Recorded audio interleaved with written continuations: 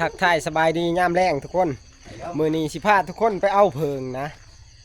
ค้นคางเที่ยงเพิ่นเห็นเพิงแล้วก็ว่าเพิงตัวนี้มันแขะลายนะเพราะว่าเพิ่นไปวังเว้นนี่เพิ่นไปยามกลับมันก็ไล่ตอดเพิ่นแล้วการในผ่านสิไปเอายามกลางคืนบัดนี้ลองเบิ่งนะโอ้มือนั้นเจ้าไปเยี่ยงมันตอดเจ้าบ่มันห่วงมันซักหญ้าให้มันหรือจังใดอย่างนี้มันห่วงบ่กับหมอดไผ่เขากระมูกเลยโจโคอยู่ มือนี้เฮาไปลองเบิ่งเอายามกลางคืนนะโอ้ฝนตกมันหาวเลยโอ้ตกอีหยังก็ยามันแหละสิลองเบิ่งมื้อนี้ ขอยสิให้เจ้าดังไพ่ให้ไปนี่ฮะสิเว้า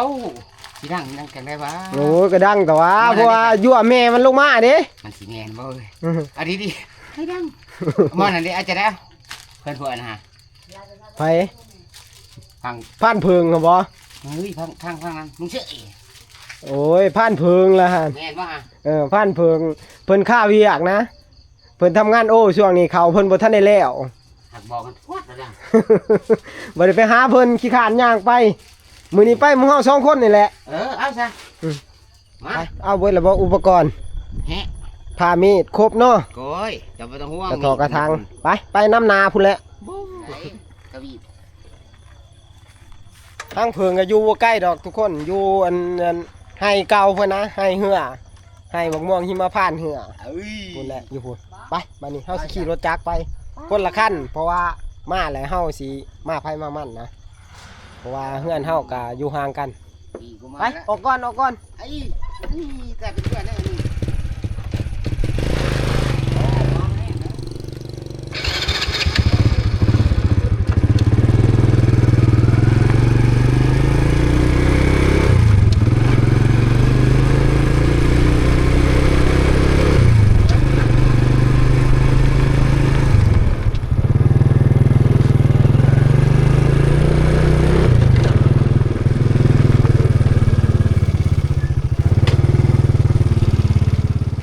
ตอนนี้เฮากะมาหอดเที่ยงไห้เลยเนาะส่วนว่าห้างเพิงเฮากะผู้และอยู่ดอนตัวนั้นเนาะไห้เหือมันก็ยังมีแต่ป่าหญ้าแล้วก็กกบกม่วงหิมพานต์นะ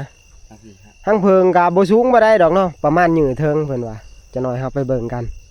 มันสิแค่สิแห่ซำใดเพราะว่าเพิ่นไปไต่นูไต่ยังมันสิบินมาตอมไผ่ตอมหยังนะไปยังกลางเว้นมันก็มาหาเพราะว่ามันอยากดื้อแน่ช่วงนี้ก็พ้นกระตกเนาะจะหน่อยเราไปเบิ่งไปตอนนี้ครับกำลังบูปลาเขาเนี่ย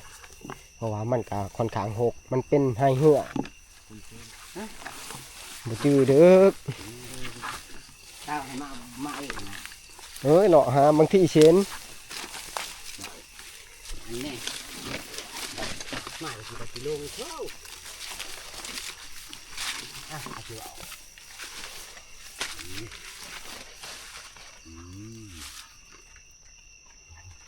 ใส่ยินเย็นใส่เบิ่งเนี่ยโธ่ทุกคนเฮ้ยห้างนี้ใหญ่พอสมควรเด้พูดดิแต่ว่าเฮาเข้าใกล้บ่ค่อยได้นะเพราะว่าเฮาไต่ไผ่จะน้อยแม่มันออกมาตอนนี้เฮากะสิไปหาอุปกรณ์นะเกียมเฮ็ดคุบมันแหละโดนควันเอาทุกคนบ่ได้ชูงอยู่กระเทิงนะพุ่นแม่ยำหยาบพุ่น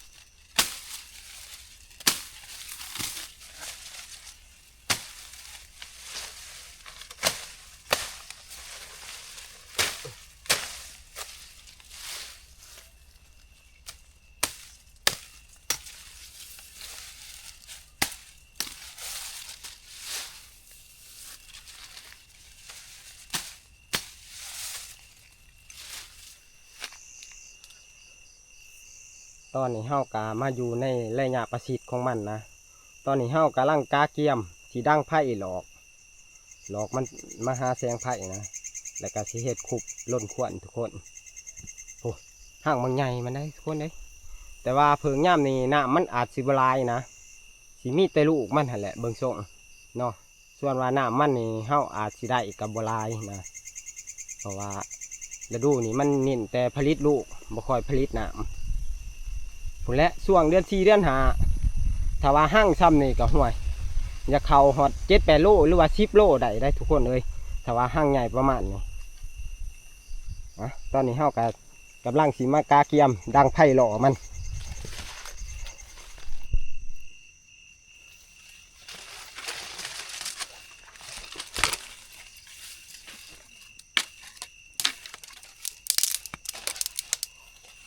ไต่ไผ่แห้งบ่ได้ทุกคนเลยตรงนึงนี่แม่มันก็ออกมาใส่กะในผ่านกับบอกคอยเอาไปได้ดอกน้อยยามกลางคืนส่วนใหญ่กะเฮาสิเอาแต่ยามกลางเว้นนะ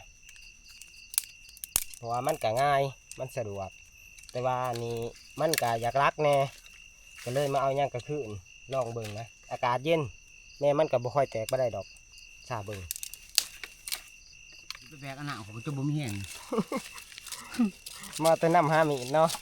แต่จริงเหรอวะเขาคิดว่าเป็นขี้เกียจไกลๆนะขอย่างบ้านเขาเดียวขอสิจัดให้เบิดแต่ละอย่างที่บางคืนนี่แจ้ขอเกี่ยวให้เพิ่นกับถุนกับเกลือ ปลามันหกทุกคนเลยยางก็ไปก็มาเลาะหาอันมัดพื้นเจ้าของมันไว้ลืมเพราะว่ามันเป็นปลาหยา นี่ปะที่ว่าเมื่อยล้วน หยายังมากระดากกระโดดเนาะ นี่ปะห้ามแท้จริงก็ไปกัน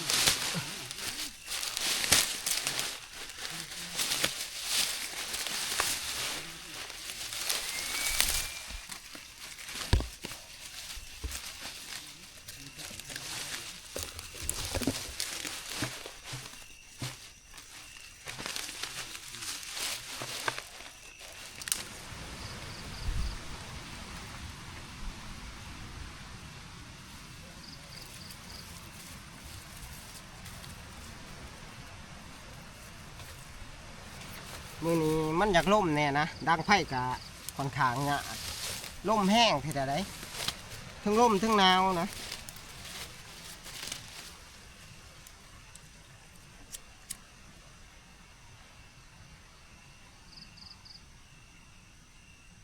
ทีมงานกะรอถ่ายอยู่เนาะผู้บริหารเขามาไก่เพราะว่าแม่มันลงมาใส่ไต่ไผ่ก็ได้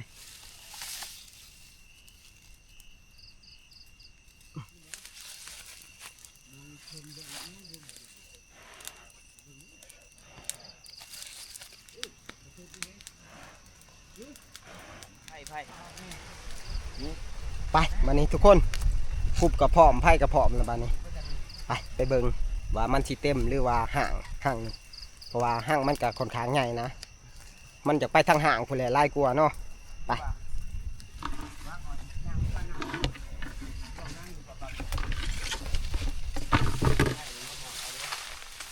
ทุกคนเลยห่างใหญ่ขนาดเลยตอนนี้เราก็สิเริ่มล้นเลยเนาะ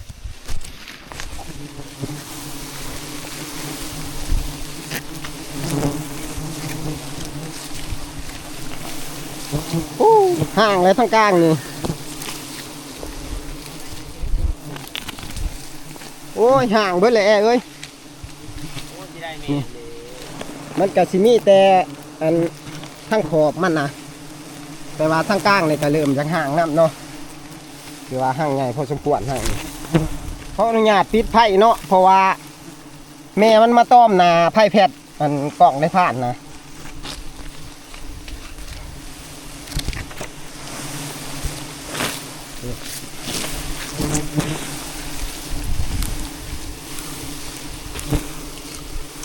สูขนาดแค่เลยปึ๊บปั๊บเลยแม่มันนี่เก่งหลาย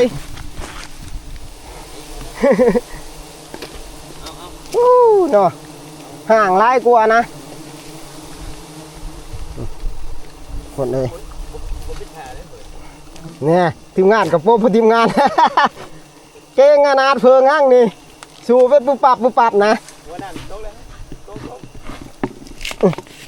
น้ำกับพวกลายดอกมันซักยาให้หรอเว้ยห่วยยันวะ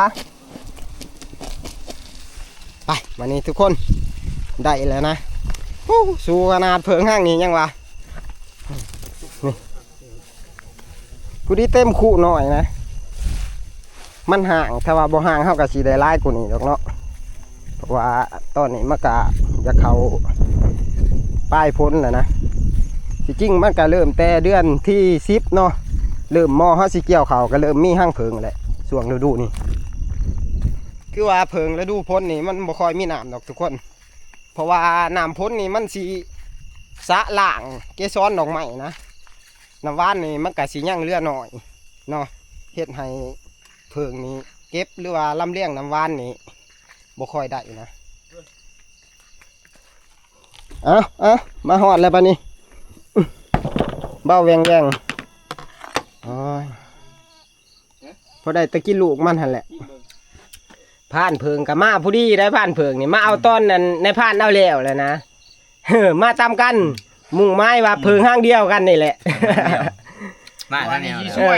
อยู่รุมเขาเอาก่อนครับ ผ่านเพิงขี้ช่วยอะไรผ่านเพิงนี่ มือเบื่อจังหังเลยมือฮะ ใส่อะไรหากระโตกห้ายังติมาถอกใส่ก็ช่วยคือกันแหละนี่ก็ได้มันห่างๆที่จริงก็เห็นแต่เฮิงเลยแหละบ่าวเพิ่นเห็นนะแต่ว่าในผ่านก็ยังค่าเกี่ยวเขาเฮาก็เลยบ่ได้มาเอา กินจะได้กินแล้วก็จับน้ำด้วยหวาน กินกับอมแม่มันน้ำตีมันจังหวานในลิ้น มันนำเขาตอนแรก ย่านเพิ่นเขาไปบ่มีตรงปองคือเจ้านะ เอาออกมา เพิ่งเอาไว้ต้มก็ได้ นี่เอาว่ายังว่าจงดังหางมันไว้เด้อเพื่อมันอยู่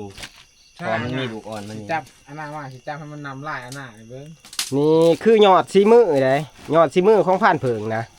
เห็นบอกไปวังช่วงหัวเดินหาเดินทกเนาะนำทีมงานคนหากินปาโทเพิ่นทำผลงานกะหลายห้างได้ทุกคนเข้าไปเที่ยวก่อนเอาออกมาอะไรเนาะ บักเคาะ มันจะซีเบิ้งอยู่ว่าหนามา สมผู้รวยเฮ้ย ผ่านเพิงนี่มาทีหลังลงโทษเพิ่นนะให้เพิ่นแบ่ง คือคนแบ่งบุเป็นครับ นะแบ่งจะได้ก็ได้หรอก เป็น พอได้พากันปิ้งกิน เนี่ยแต่ละเที่ยว เบิ้งน้ำมันได้หลายบ่ได้น้ำมัน แต่ละเที่ยวมีแต่ทีมให้มันแบ่งเนี่ย ได้บ่หลายดอกเนาะ แม่มีแค่ม่วงเปล่าก็เพิ่งเอาจะลกเฮ็ด อ่อนนี่เนาะ เออ น้ำมันเลยลูก น้ำมันแหละฮะน้ำกับเกสรบางคนเอาไปบ้องเราได้จุนเลยมาทำจะขึ้นจะมันน้ำเลยลูก แต่บอกเอาเบิ้งดูบ่ ขาดอะไรเนาะ ตัดดอกเขากินเบิ้งอะไรมันที่เน่าๆไปยังอ่ะเนาะ มันจะใต้อีกยัง ในหัวได้บ่ปิดกันในหัวก็แค่ออกนี่ เกสรบ่คอยลายนะช่วงฤดูนี่นี่น้ำเพิงมันบ่ลายอะ บ้านเฮา บ่จักนัวเกสรนะแล้วก็นัวน้ำมืออันพันเพิงเนี่ย เป็นยาขนาดได้นี่ร่วมมิตร ถ้าผู้ใดได้กินแล้วติดใจขนาดใดลูกค้าเก่ากลับมาสั่งไว้เยอะหวาย ลูกค้าลายบ่ช่วงเด้ ลูกค้าหลายส่วนจนง่ายเข้าบ่ทันนะ โอ้มีแต่ว่าเฮาล่อช่วงน้ำเพิงเดือนหาไปแล้วมันจังสิลายเนาะ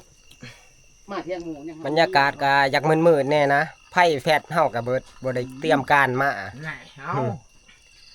คือว่าช่วงนี้มีหยังเฮาก็กินแหละเนาะเอาลูกมีลูกก็ได้ คือว่าช่วงเดือนหาเฮานิ่นแต่น้ำนะเพราะว่าเฮาไปเฮาก็อยู่ไกลแต่น้ำมันก็นักพอแห้งแล้วช่วงเดือนหาเพราะว่ามันหลาย ช่วงนี้มันบ่มีน้ำกันนิ่นลูก ใช่ช่อง ได้บ่หลายก็แบ่งกันกิน เอาว่าซั่น เพราะว่าคำคล้ายก็ได้อยู่ดอกเนาะเฮาก็หลายคนแบ่งกันกิน เดี๋ยวนี่ เอาแบ่งเอาแล้วในผ่านเลยจะคนแหละนับดิ จะคนบ่ 3-4 แบ่งร้อย 4เจ้า4คนเนาะ จะว่าบ่เฮ้ย 3-4 เนาะ เอา พอดีได้พูดเพียง บ้านบ่นี่ จำหนึ่งนะ บ่ฮอดมา ผู้ดีมุกใส่ใบตองกล้วยเนาะปีให้อันนี้ขี้เพิงมันออกเหลือแต่นี่ ตัวได้ก็ได้ เอาโลดบ้านนี่ เอาตัวไล่นี่นะข่อย เอาโลดจะอยากได้ตัวได้ก็เอา จำใช้พูดข้ามเขากับพ่อแล้ว น้ำมันนี่ตกลงกันว่า เอาไปบ้องเราแล้วก็พักกันกินแล้วเมาแล้วก็นอนไผนอนมันบ้านนี่ เฮ็ดหาบ่ล่ะ เมนครับ มันบ่หลายเด้ เอามาอีเมียกิน หาได้แล้วหาได้ เอาใส่มาไว้ ใส่กระถางก็ได้ ยังเนาะ เออ แต่ละเจ้านี่บ่ที่บ่พอใช่ที่ใดบ่ได้ที่บ่ดอนน่ะเอาไปโน่นว่ะไปลองเพลงดิห้องย่างมือ เอาไว้หัน ไว้นี่เนาะเดี๋ยวเขามาเอา ตอนนี้เฮาก็แบ่งกันเป็นทีเรียบร้อยแล้วเนาะส่วนว่าขี้เพิงมันก็ให้ผ่านเพิงเพิ่นเอาไปต้มไปเลี้ยงอยู่เด้ลูกอ่อนมันก็ยังมีเด้เฮ้ย ฮะ นี่ ใช่เฮ้ย พวกมันดอนนี่นี่มันใช่ไหมนี่ ใช่ไปคอยไปบ่ นี่แหละ อันแหละ ยาบำรุง ไป สัญยอดได้ยาบำรุงนี่ นี่ก็จะดีกว่าได้ เฉพาะจังที่ฮะโตเนาะพวกเพิ่น บ้องเราหรือว่ากินสดๆนี่ห่วย เห็นเหนือ ว่าแต่ต้อได้นี่เอ้ย เหนือใช่นี่บ่ปุ๊บบ่ ไปบ้านนี้กลับมือเฮือนเฮานะหลังจากที่ว่าเฮาแบ่งกันแล้วเลย จะเบิ่งกินข้าวไปหน้าแล้วนะ ไปเด้อบ้านนี้เมื่อปลาก็เด้อบ้านนี้ ฝากไปใช่เลย ต่างคนต่างอย่างง่ายแล้วเพราะว่า แม่น ตอนนี้มันก็ดึกแล้วมาหาพักผ่อนเลย อันนี้เหรอ ไปก่อนบ้านนี้ มันบ่แม่นมันบ่แม่น ไปเด้อบ้านนี้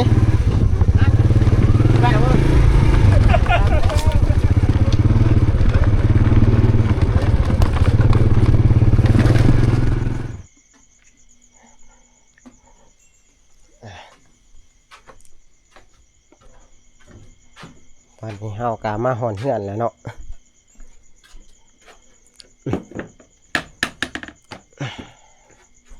ถือว่าตอนนี้ก็ประมาณ8 โมงได้เนาะเฮากะสิเก็บ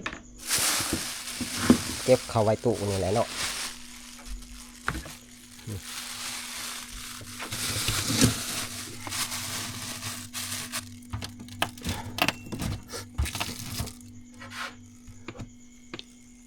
มื้ออื่นจังให้แม่น้องมิวเพิ่นเสียจังได้กะสุดแล้วแต่เพิ่นนะตอนนี้เฮากะได้เก็บเข้าตู้วิธีเรียบร้อยแล้วเนาะมีแต่ว่าถามมื้ออื่นเช้าให้แม่น้องมิวเพิ่นเฮ็ดเนาะบ่ฮู้ว่าเพิ่นสิเฮ็ดกินจังได๋ก็แล้วแต่